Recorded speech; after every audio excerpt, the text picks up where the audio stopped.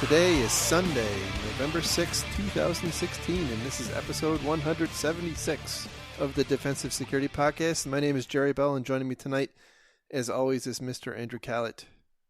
Hello, Jerry, and happy day after Guy Fawkes Day.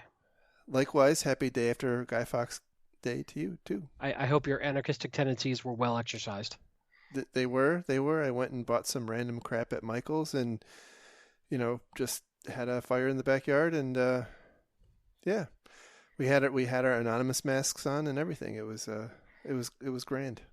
So because Georgia's in a big drought and we're under a fire ban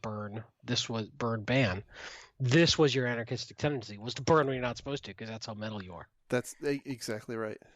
Wow. I stuck it to the man. It's just anyhow. Just a reminder that the thoughts and opinions we express on this show are ours and do not represent those of our employers. So yeah, this is our first show post O'Reilly Security Conference, and I definitely want to say thanks again for the invitation, and had a good time. I think we talked a lot about our thoughts last time. I didn't go to as many talks on the second day. I did a lot more talking to people. But anyway, did you have any... Including those police officers that really wanted to talk to you. Well, that almost always happens. Mm-hmm. I did go to a lot of good talks on the second day, and the keynotes on the second day were pretty good too. I'd have to go back and take a look at my notes, but there were some pretty cool keynotes on the second day and some other cool classes. The one thing I really wanted to see, we had to leave for to head home, but it was still great. And we ran into more fans of the show. And I will tell you, I had a bit of a surrealistic moment when there's a forthcoming book coming out from O'Reilly on ransomware, which I did a little bit of a technical review on. And I met the guys who wrote the book. And I was like, hey, guys, I just want to say, this is a really cool book. I don't know if you know, but I helped do some technical editing on it. I hope you didn't find my comments too harsh, or please don't hate me. And they're like, oh, we're huge fans of the show. And I'm like, wow, that's just surreal. So that was awesome to go up to say something to somebody that was making a thing that you respected and liked and was hoping was going to do well, and they happen to know about the thing we make, and it was kind of cool. Quite a thing. Sounds like quite a thing. Yeah. Well, I'm just not used to that. Well, get used to it. Mm-hmm. Get used to it. But there was lots of other people there too who knew the show, and like, wow, it's more than just our parents listening now, is what I'm trying to say. Well, yeah, that's true. That's true. There are still people in Guantanamo Bay. Mm-hmm. Mm-hmm. Yep. So we did find out the next O'Reilly show in the U.S. in New York is going to be again over Halloween in New York City, which is good and bad. I like the show, but I kind of hate missing Halloween. New York City. Yeah. I will say the weather, at least the weekend prior, was absolutely phenomenal in New York City. I got to stay over, and I hung out at Central Park, went to World Trade Center, and it was fantastic. I did want to mention one cool thing, and I think the video is posted online of one of the keynotes, which was about the Grand Challenge, the DARPA Grand Challenge, mm-hmm. which was a really cool talk. The concept was that they had these. I didn't get to see the whole talk because I was actually busy releasing last week's podcast as that one started. But anyway, the concept was they pitted two different artificial intelligence computers against each other. One intended to attack and one intended to defend. And I think the idea was that the attacking computer had to try to find a novel way to identify and then exploit some unknown vulnerability or unknown to it vulnerability in the code. and then the other computer had to try to defend, by kind of on the fly patching. And what ended up happening was, and I'm probably going to butcher this a little bit, but an actually unknown to the program administrator's vulnerability was identified by the attacking computer, which wasn't part of the game, and then the computer that was defending actually detected that attack and on the fly patched some software that really wasn't intended to patch. So that was pretty cool, if in fact it happened the way it was described. Yeah. The whole interesting concept is AI that can automatically defend itself, figure out unknown flaws in itself or as it's being exploited, and automatically in a real time patch and deploy defenses, and be sort of resilient, self-healing and self-defending sort of code, as well as AI that finds ways to attack. So they were looking at and they described some of the problems of basic functional testing of things that would take 10,000 man hours that the AI could run through in like a minute and find things. And it's pretty interesting. It was pretty interesting. And I'm pretty sure this is how Skynet rises, but it's also could potentially be the future of this sort of defense. If we, you bolt on an AI defense module to the operating system. Yeah, absolutely. The thing that kind of is a little unsettling, I'm not going to say scary, but it's unsettling, is that you can, when you hear that being described, you can see the future, and the future is artificial intelligence attackers and AI defenders. And when that really starts to happen, we humans more or less don't have an opportunity to really even understand what the heck's going on. I mean, maybe on a certain time scale we could, right? But certainly not in more or less real time. And that's going to make things interesting. Yeah, and it's sort of, it's the way of things. Look at how IPS is early in the InfoSec lifecycle started doing automatic defense. Now it's more signature based and such, but inline defenses have been something that we have been moving more and more towards to do automated defending. You look at WAFs, they learn normal behavior on the web apps that they're defending and learn how to block things that are not normal. So, it's a little cliched and markety buzzwordy to say that attacks are moving faster than humans can react, but I think it's true. I think when we start getting to the level we're at with these sorts of massive distributed attacks and very smart attacks, it may become the only viable option may become some sort of automated adaptive defense system like this. We're a long way away from that, but it's really intriguing technology. Indeed. So anything else you wanted to cover about the conference? I really enjoyed it. I'm really glad we went. I think there's a lot of good content there. It's the first one, so I think it's just going to keep getting better. I made the joke that you and I need to work on a keynote for next time. Yeah. But, we'll see if we can pull that off. We on the conference topic, B-Sides Atlanta is coming up next weekend. Right now it's Sunday, so it's 6 days out. I had planned to be there, but I now have a scheduling conflict, and I cannot be there. So I released my ticket back into the world. Yeah. But you'll be there, I think. I will be there, and I think Martin Fisher will be there, and so will a bunch of others. So if you're in the area and have a ticket, come on by. Anyway, let's get into our stories, and the first of which comes from Ars Technica, and the title here is Windows Zero Day Exploited by the Same Group Behind DNC Attack. And what's interesting is while that's the headline, that's almost not actually the headline. The headline here, in my view at least, is the scuffle that's happening between Google and Microsoft. And I guess it was probably about 2 weeks ago now, Google, as part of their, I think it's Project Zero is theirs, they identified vulnerability in Adobe Flash, and then privilege escalation in Windows. So both 0 days. And the way they identified it was actually apparently they detected it being exploited in the wild. And Google's Project Zero has a policy that says once they notify a vendor of a 0 day in the wild, they start the clock on a 7-day timer. And if the vendor has 7 days to patch, or well, I guess whether or not they patch, the news goes public by Google. That's their policy. So apparently Adobe released a patch within the 7 days, and Microsoft did not. Microsoft says that they are in fact working to release a patch as part of the Patch Tuesday, which will be the day after tomorrow.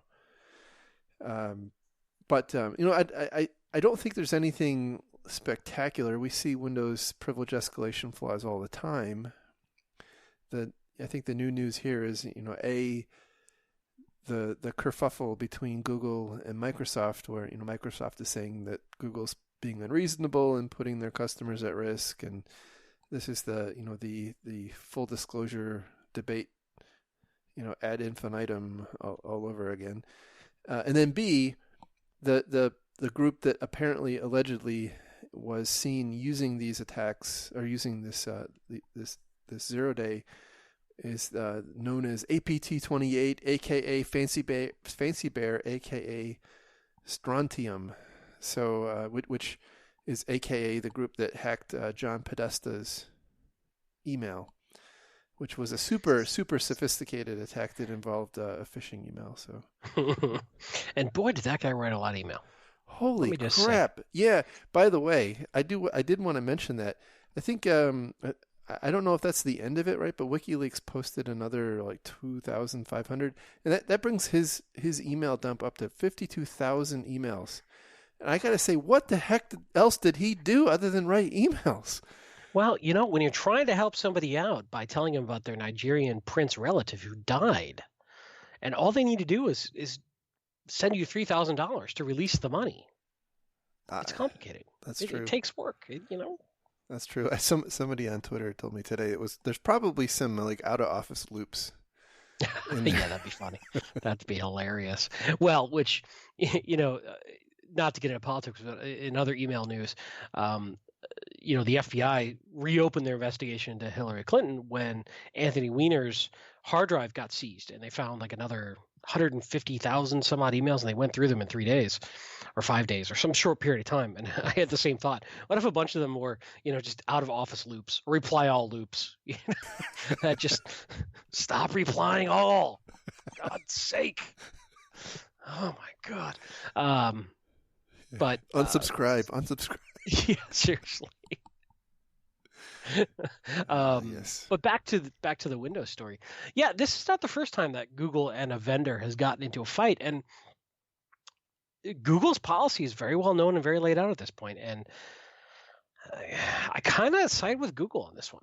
They said, look, this is our version of responsible disclosure.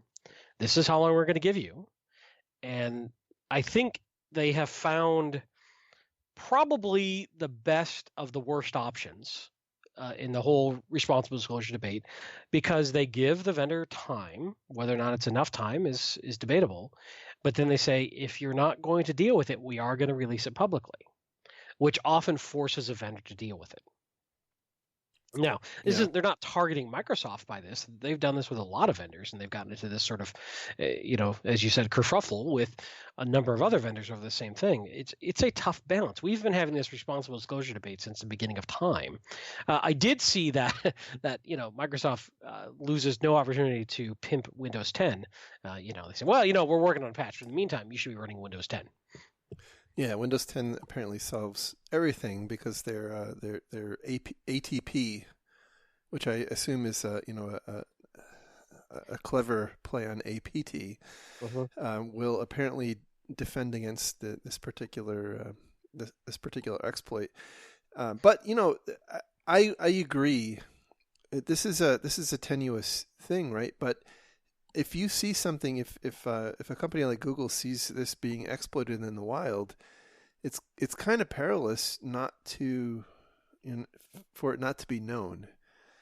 Right. And so but I would rather know about the exploit even if I don't have a patch, right, because a patch is not my only option. yeah, There are other things I may be able to do to mitigate that issue, or I could watch for it at least and alert my CERT teams or my NOC that this is going on in the wild. So if you see weird stuff like XYZ, it's probably this. I could upgrade to Windows 10. Well, yeah, but it's good to know. Like I just saw another alert today of some critical vulns came out in MySQL, and my only option isn't just a patch. My other option is to start alerting my SQL admins and my security guys and my NOC guys and everybody, hey, this is going on. So if you see anything weird happening with SQL, this might be it. Or perhaps I take some other steps. Maybe in terms of if it's a website, I could do something with my WAF or do something with my firewall or do something with my IPS. So to say my only option is a patch and all things must revolve around patch release dates, I think is naive and short-sighted. Well, this is the discussion we've had a lot in the past, that vulnerability management for many firms is synonymous with patch management. Right. And that's really wrong-headed, because there are a lot of, there's a lot of vulnerabilities in quotes that aren't part of a patch, right? They're weaknesses or configuration errors or what have you. And then you have this sort of scenario. So now, that being said, I do think people should patch and patch quickly and aggressively. Yeah, and the other thing that strikes me too is that, again, this was a bit of a kerfuffle, but a lot of organizations treat local privilege escalation bugs as fairly low priority. And this is something that we actually talk about it, I think, in another story. And so I'll kind of save my commentary there, but I don't know that you should do that anymore. I think we're still fighting this concept of perimeter defense, which is important, but it's not the only play. And I think a lot of vulnerability management programs that were built 5 years ago or 10 years ago, or at least the concept around them or how you measure around them, are this concept of tighten everything at the edge. Make sure everything at the edge is really, really tight. And then, the inside's not that big a deal. Well, that's not how attacks happen anymore. Most attacks start with a successful phish and a successful credential steal. Right. And a foothold being established on an internal box. Yep. So it is best practice to get those local privilege escalation bugs fixed quickly too, because you don't know how they're going to get on there, but once they do, we've beat that topic into the ground. Patch your privilege escalation bugs. It's important. It might not seem important, but get it done. So moving on to our next story, which comes from helpnetsecurity.com. The title is "Overconfidence is Putting Organizations at High Risk for Attacks." Ah, yes. This was the story that had that cued the comment about spending too much time focused on the perimeter. Go ahead. Yeah. So Accenture, the consultancy, surveyed 2,000 enterprise security practitioners of working for firms of $1 billion or more, spanning 15 different countries. And they noted a couple of things, like, for instance, that there's a big discrepancy between the level of confidence these security practitioners have about their ability to both defend and detect a breach versus what's actually happening, and so that kind of right out of the chute, there's a pretty big disconnect. So, for instance, they say that the survey reveals the length of time to detect these security breaches often compounds the problem, as more than half of executives, 51%, disclose that it takes months to detect sophisticated breaches, and as many as a third of all successful breaches are not discovered by the security team. And then earlier in the article, they talk about how in the past 12 months, roughly 1 in 3 targeted attacks results in an actual security breach, which equates to 2 to 3 effective attacks per month for the average company. Now, I have a little bit of trouble with that. I mean, I've not heard that particular metric before. It wouldn't necessarily be terribly surprising. Well, I don't agree with it. That's like saying every single corporation or every single network is having, 2 to 3 effective attacks per month. Maybe on average, maybe, but what's an effective attack, right? Is that ransomware, which is no big deal? Is it, in theory, a single ransomware box or a single virus hitting a box, or, what's an effective attack? Yep. Certainly not news-making, career-ending attacks. No, there would be much more blood in the streets than there actually is. I do wonder though, maybe like ransomware is being counted in there. But anyway, it does point out the disconnect between between the level of confidence of executives and what's actually happening in the ground is if their numbers are real. Let's see, there were a couple of interesting things in here, and they asked, so if you were able to get additional budget, what would you spend it on? And between 44 and 54% said they would double down on current spending priorities. And that sounds on the surface like a really, kind of a silly thing to say. Like, I spend a bunch of money on antivirus and I'm going to go buy more antivirus. But that's actually, when you look at the way they chunk it up, that's not actually apparently what they're saying. So they're saying they would double down on their security priorities, including protecting the company's reputation, safeguarding the company's information, and protecting customer data, which doesn't seem all that odd to me. And I think where where Accenture was kind of going with this point was, it's surprising that so few companies are not prioritizing things like mitigating against financial loss, which I infer is cyber insurance. Let's keep in mind that Accenture is running a special on that this week, 2 for 1. I'm quite sure if you call them up, they will help you out with all these problems. So, how much cyber insurance would you like to buy today? That's right. That's right. One thing that I struggle with, and this is something we've talked about before, is measuring cyber defense efficacy based solely around budget spend. Now, it matters, don't get me wrong, but it is not the entire picture. Not by a long shot. And it really frustrates me that we're measuring it solely on this, because I could take two companies that spend, let's just round it to 10%, of their G&A on cyber. Depending on who they have in place, how they're implementing those tools, those technologies, what their staffing is like, what their culture is like, has as much or more impact than their spend. Now, granted, there is a spot where you go below a minimum spend level where it doesn't matter, right? You're hurting yourself because you just don't have the basics in place. You don't have table stakes in place. But how you run that gear and your thoughtfulness and creativity in how you design and run your network and your business processes and the people you have in place, it's a people, process, and technology problem. And when you talk about spend, more often than not, you're only looking at the technology and not even how you're employing that technology. So I get frustrated with that metric. Yeah, I agree. It reminds me of a book I read recently called The Drunkard. Oh, geez. I know, it's called The Drunkard's Walk. It's really good. And The Drunkard's Walk is actually about chaos theory. And it doesn't sound like it would be, but it is. And the point is that chaos and complexity theory basically boil down to sensitive dependence on initial conditions, right? And the initial conditions are, what kind of technology do you use? How's your network laid out? What kind of people do you have? Are your operations scattered here, there, and everywhere? What industry are you in? And on and on and on and on. And so each one of those variables is going to dramatically alter how you can line up companies and compare them against each other. Right. And so even in the same vertical. Yeah, exactly. Right. Because that's such a common asked question by executives is, how am I doing against the vertical I'm in, my peers in my vertical? Right. which is a maddening question to ask. Is it the ones that using the mainframes or the ones not using the mainframes? Is it the ones, you know,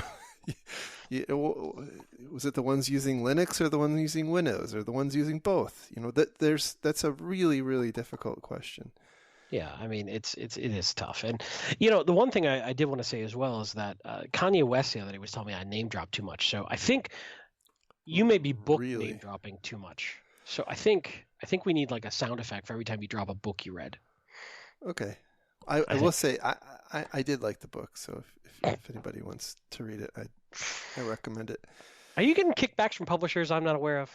No, see, I made a big mistake. I got an Audible.com subscription. Also, wait, is that another non-sponsor that you're pimping for free? No, it will suck any free time you have. So that's true. You know, caveat emptor. For the record, we don't have sponsors, but you know, caveat emptor. No, anyway, back to the point. When we start talking about how spend is going, I think there's definitely too little spend, but once you get to a certain sustainable level for your organization, then it comes down to how you spend and what you're doing with those tools that I think matters more than just your spend rate. Yeah, I definitely agree. Let's see, they had a couple of other things in here, and they pointed out that the survey asked the respondents, you know, what are they more concerned or you know, let me say that differently. Do internal breaches or external breaches, in terms of originating, right, where the breach originated from, which one of those has the more significant impact? And you know, most of them said that the internal breaches have the more significant impact. However, most of these executives point out that they prioritize spending on perimeter-based controls, which don't really do much on the internal threat. So there's a disconnect between, it's like a logical disconnect in the mind, apparent logical disconnect in the minds of these people. Well, I don't think it's a logical disconnect. I think they're fighting the last war. I think they're not keeping up. And I think this happens especially with large organizations. Their policy and their process becomes very entrenched. And their corporate bureaucracy and their metrics and their measuring programs become very much a feedback loop to fight innovation. Because those people are spending the same time, they could be doing something else, focusing on the last threat. Now, the bad guys keep adapting. And so if our programs don't adapt, we, you know, aren't going to keep up. Now, not to say that perimeter isn't important. I kind of look at it like a tank and the evolution of a tank. And you don't, you know, when we started looking at what tanks were protecting against, it was small arms fire, medium-sized fire, and the armor kept having to scale up and adapt to different new attack techniques, but it also didn't lose its original defense against the original technique. Now, that's tough when you've got the same budget going against both, but I do think a lot of the executives sort of who are driving these programs, driving these goals are like, yeah, you know, firewall, perimeter, secure my stuff. All right, let's get back to, you know, how I make more money for the company. And I think that's where we're starting to lose some perspective of how the risks are changing and how the bad guys are shifting to other approaches that we're not keeping up with. Maybe so. I have a more, I don't know if it's draconian or pedestrian, I'm not sure, excuse or explanation I like to throw out. Well, and that's, which book did you read it in No, first? It's come on now. There's no book. It's no book. Are you sure? I'm sure. Compliance, right? Compliance does not typically, I mean, except for in a few industries like banking and healthcare, most other compliance regimes don't really do a lot with the insider threat, but they're very, very heavily focused on perimeter. Well, I think that absolutely is the issue, right? Those compliance regulations were built when perimeter was the threat. And they haven't adapted and kept up. Exactly. And I think, you know, you're starting to see this now. I think PCI is saying, hey, you know, it's forcing two-factor by 2018 on all of your in-scope, I think. Well, let me be careful. I don't know this 100%. There is a two-factor mandate coming with the next version of PCI that is becoming effective in 2018. I don't know the exact scope, but it is more of an insider use, admin use kind of two-factor use, which, is at least a nod towards that. But we are definitely not addressing with our compliance and quote unquote best practices these internal pivots and internal risk. And when we say internal risk, it's not just internal people going rogue, it's their systems and their access being co-opted by bad guys. Yeah, and I think the two-factor authentication definitely helps in the latter, but not really in the former, right? So if you have an employee go rogue, your two-factor isn't really going to help a lot with that, but it will generally help if... But, if I look at the percentage of likely attack avenues, internal threat is, of course, an issue, but I don't think it's nearly as likely as password reuse and password capture and bad guys getting into my network and running around. Yeah, that's be an interesting area of study. I know that, for instance, we don't have the story here tonight, but the OCC announced that one of their former employees who retired walked out the door with a bunch of data on a USB drive. And that was but one of a whole bunch in the different banking regulators here in the U.S. for similar types of things that happen, and I do think it's a little common, but I think that those tend to be not necessarily looked at as quote cyber attacks, right? Because if I if I have access to a system to log in and download some data to my computer, that's not really a cyber attack, right? No, and correct me if I'm wrong, but that wasn't necessarily malicious in his intent. It was to do work at home, right? That part was a or little. Am I thinking of a different case? You're thinking of a different case. This one was okay. Was detected, I think, after the guy retired or right before the guy. I don't remember exactly, but he was taking some work home with him, but I don't think it was. I also don't think it was malicious, from what I recall reading. So yeah, that again kind of talks to that concept of some employees are just trying to get their work done, and so they're gonna find ways around your security policies without even necessarily understanding the implications of what they're doing. Yeah. Yep.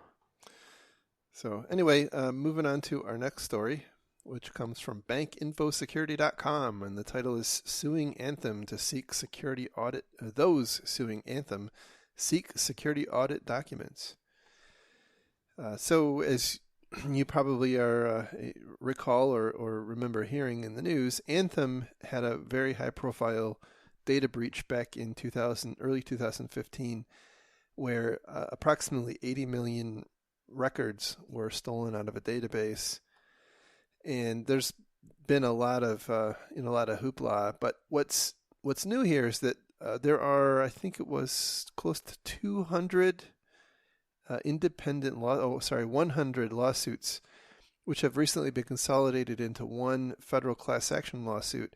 And now that class action lawsuit is actually petitioning the court to force the Office of Personnel Management, who, by the way, was also the subject of a breach, to have the OPM turn over some audit documentation. And the reason that's interesting is that the OPM, the Office of Inspector General of the OPM, performs security audits on healthcare providers. I believe it's healthcare providers that provide health insurance to government employees. Thinking again, the OPM is like the HR department for the U.S. federal government, right? So they contract with these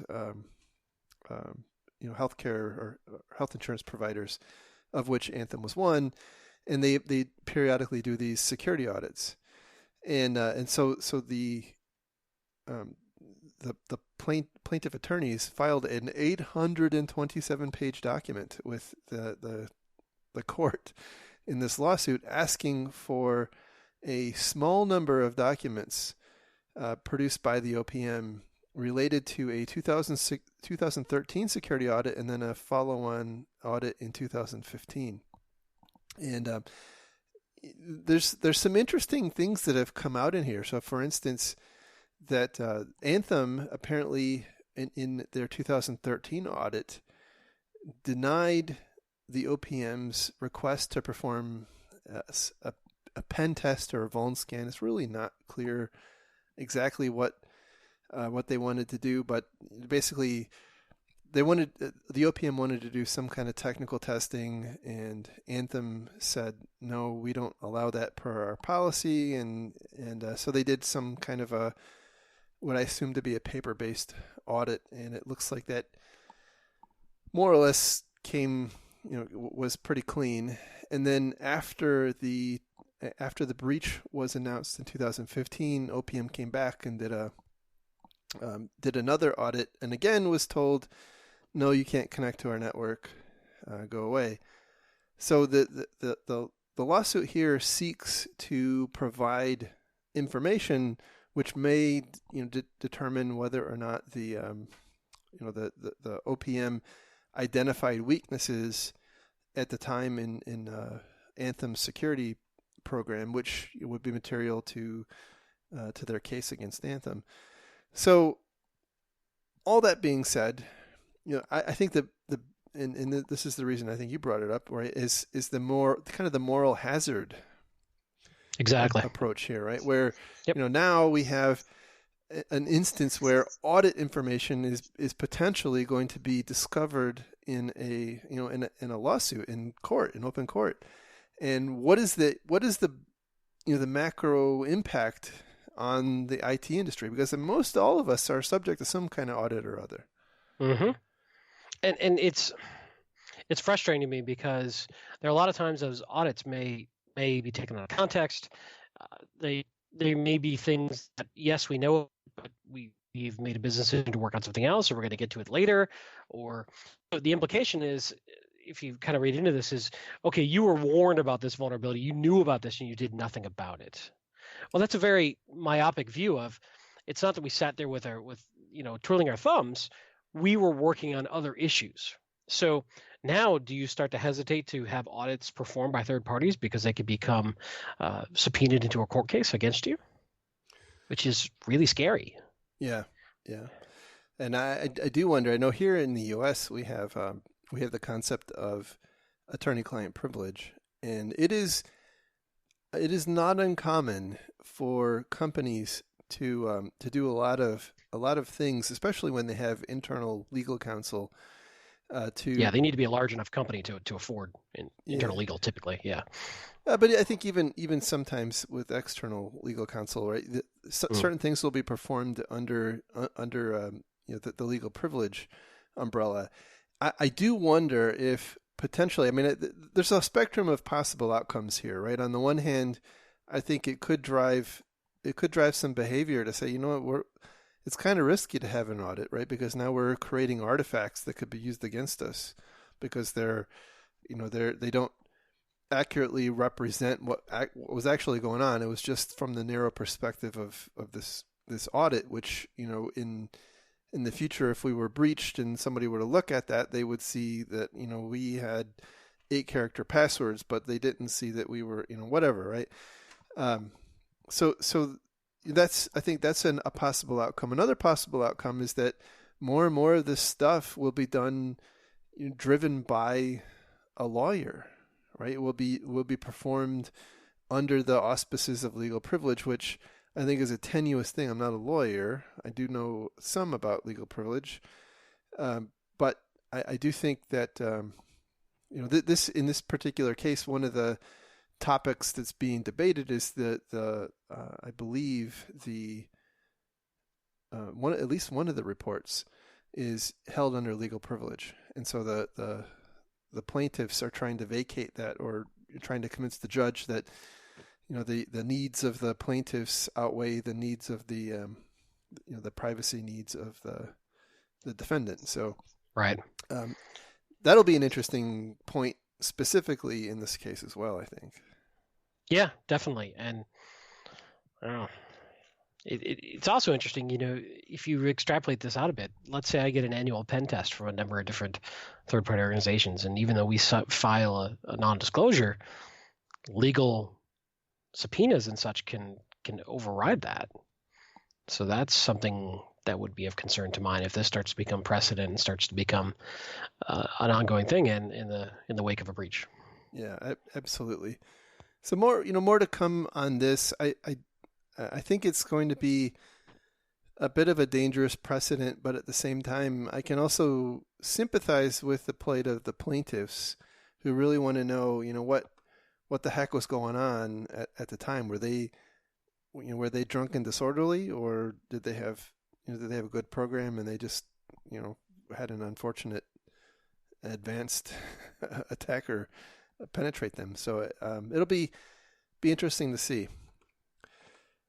So moving on to our final story, which comes from Slashdot, and the title here is IT workers facing layoffs jolted by CEO's message. So the story here is that a company named HCSC is apparently in the process of laying off about 500 of their IT workers. I think they in total have 27,000 employees. So it's a significant percentage of their overall population. One of the contentions in this article is that apparently a couple of weeks before the announced layoffs, the CEO mentioned something about how the baby boomers. Try that again. The baby boomers are moving on to their next chapter. But now the allegations are, well, the baby boomers are moving on to the next chapter because they're being replaced with with foreign workers. But it's not actually clear that it's going to be based on age or anything like that.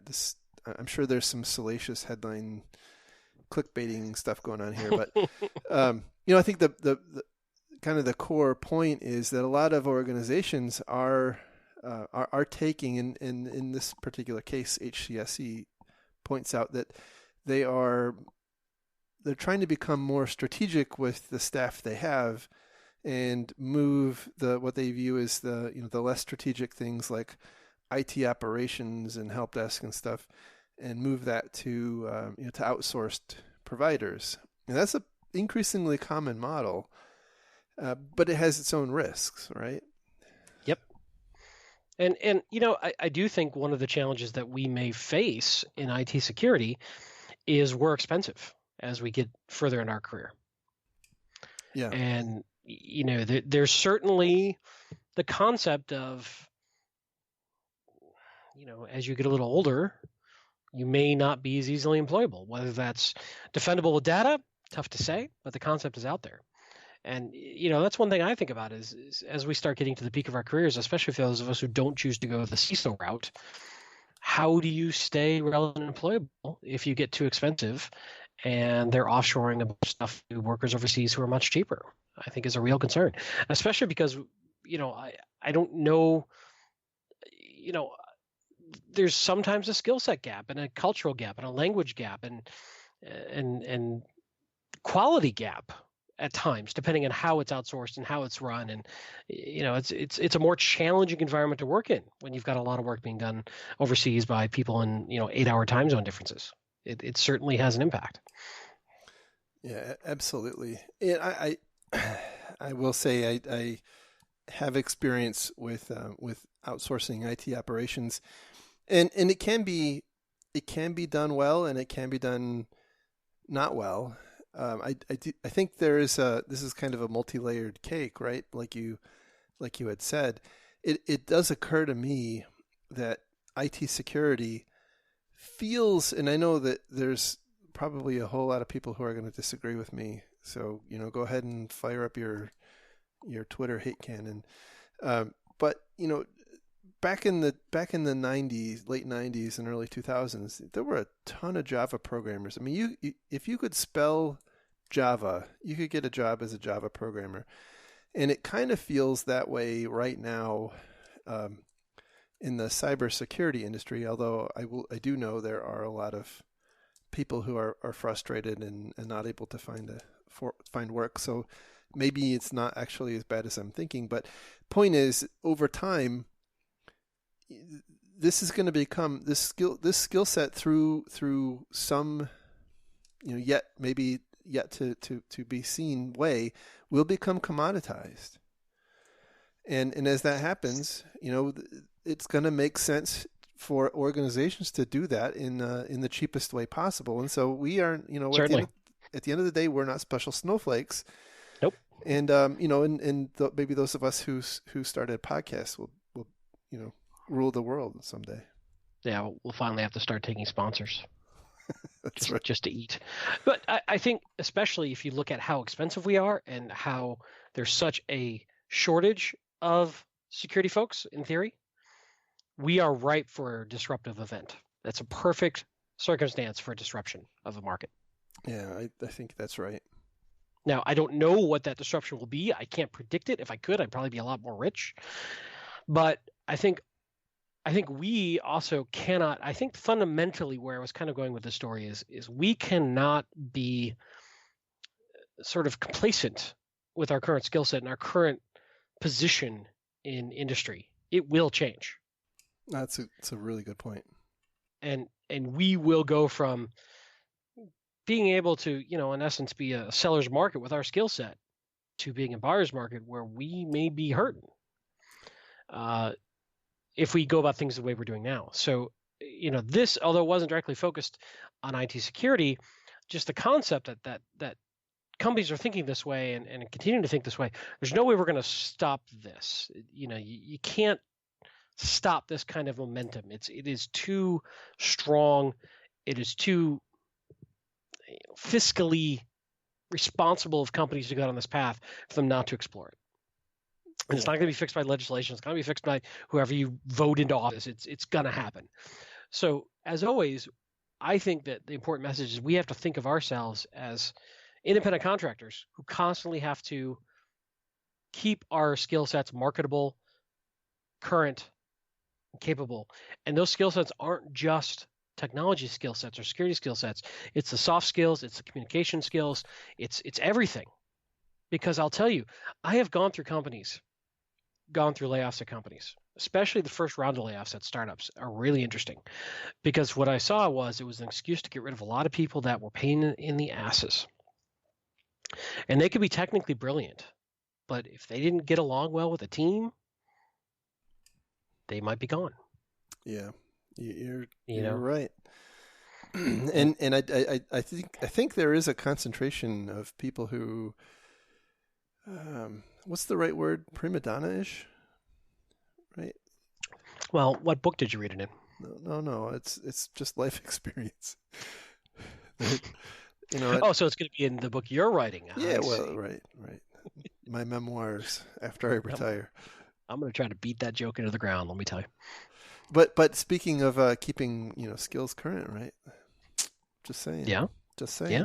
What? Writing a book? No, reading. Oh, reading. Reading. Yes. You don't even read. You have Audible. You just listen. Listen to books.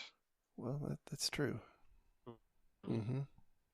Now, serious question: do you find retention of technical knowledge similar, the same, better when you're reading versus listening? I typically don't. Personally? I typically don't listen to technical books. So the audiobooks I listen to tend to be, and I think in general the audiobooks generally are not highly technical. I mean, they tend to be more conceptual. Okay, well, let me ask this a different way. Do you think you absorb knowledge as well when you're listening versus reading? Probably not. But I will typically listen to them more than once, and gotcha. so whereas I will typically not read a book more than once, I will often listen to an audiobook more than once. Because of the convenience factor? Yeah, well, it's just a time. I take the dog for 2 45-minute walks a day. That's an hour and a half a day, every day, 7 days a week. That 45 minutes. What is she? Pee shy? What? 40? She's got to check her pee mail at every stinking mailbox.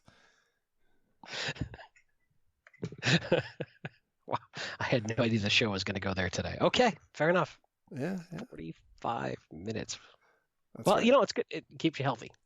Yeah. Well, it's more to keep her healthy, right? So, Anyway, so yeah, I think you're spot on it is incumbent on each of us to keep our skills current and keep ourselves employable. That keeps us valuable to our current employer, and also is a good, it just helps, in my view, your well-being, right? To know that you remain employable, and if you are keeping your skills up to date and whatnot. So, at the end of the day, right? We're here. We're here for our families and ourselves. We gotta take care of ourselves. So, get on it. That also applies to knowing when the employer you're with may not be the right fit for you any longer. True enough. So, anything else you wanted to say in this one? No, I think we kind of beat that into the ground. All right, good deal. Well, that's it for the show. For those of you who will be at B-Sides Atlanta, I look forward to seeing you.